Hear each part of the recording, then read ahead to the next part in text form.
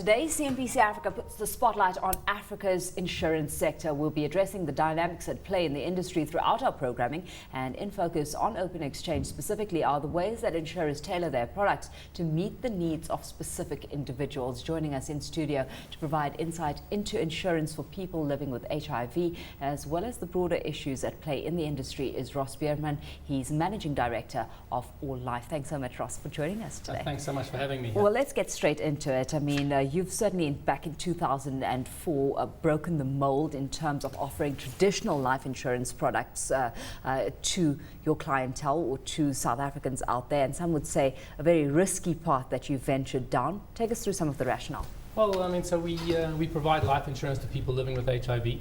We're pretty much the only players in the South African market. We've provided more than 2 billion rand of life cover now to people living with HIV. And really what we do that on is on the back of a health management program. We help our clients live longer. They want to live longer. We're a for-profit business, so we need them to live longer. So kind of everybody pulls in the same direction.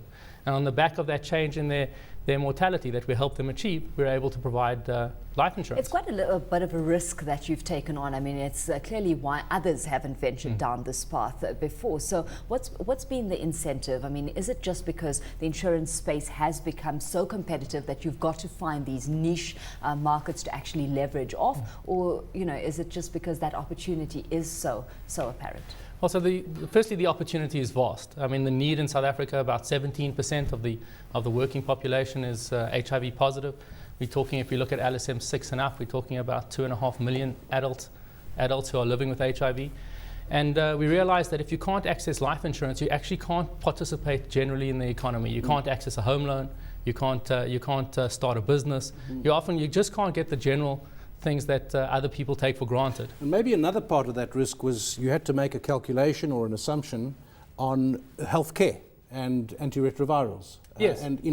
5 years' time, where will the state be, and where will the healthcare system be? I heard a report this morning that Cotlands, which was established to look after HIV children, is going to close in the sense that they don't have patients anymore because there's far lower mother-to-child transmission of HIV as a result of antiretroviral therapy. But what was interesting is we partnered with Genry, part of Berkshire Hathaway, owned by that very poor man you're talking about, wealthy man, Warren Buffett, and they stand behind the risk on our product, so we reinsure our product set with them, and together we looked at the data and we said, really, if we can help people know what they should be doing, it changes their mortality dramatically. Yeah. So we talk to our clients an average of once a month. So you hear from us all the time. If you have a life insurance product, that should be quite a shock to you. I'd be surprised if your life company has spoken to you every month. And we call our clients up and we say, don't forget, you need to do this, you need to do that, you need to start taking antiretroviral therapy. What does this say about the state of the insurance industry in South Africa right now? Because this is taking innovation to a whole new level. So the life insurance industry in South Africa is very innovative. It's the second most competitive life insurance industry in the world, after Switzerland and ahead of the US. Right? So if you look at per capita, it is a very dynamic industry. But what we've done is actually something that's first for the world. We've been invited to present to the US Chamber of Commerce in DC and around the world on our business model because of the interactive way that we talk to clients. It's a very different model to any insurance model in the world. So we're doing something truly new. Tell me something. It's an impression I have. When the property market is in a particular area and suddenly you see house for sale signs up and you say something's going on here. I've noticed more billboard kind of advertising and radio advertising where they are the insurance companies are full on facing death. What will happen if you die? Will your children be provided for? What about disability? You never used to do this. Yes. It was almost like we don't mention it. So we actually launched the first direct life insurance, large direct life insurance player in South Africa in 2005. One Life Direct launched after us. We were just a niche business. But there's been a whole lot of direct life insurance offerings over the last kind of 5 to 8 years. And what that does is it increases media spend. It increases the call to action to clients. Say you you need to think about this, you need to think about that, and you need to do something about it now.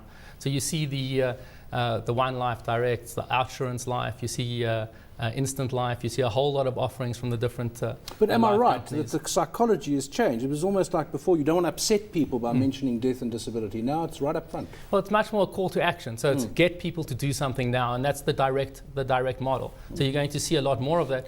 The intermediary forces are still operating in the same kind of way, and then you see a lot of the brand advertising. But if you want somebody to pick up the phone and call you as a direct insurer, you need to give them a reason to do so now. To what extent is this a model that you're taking beyond South Africa's borders?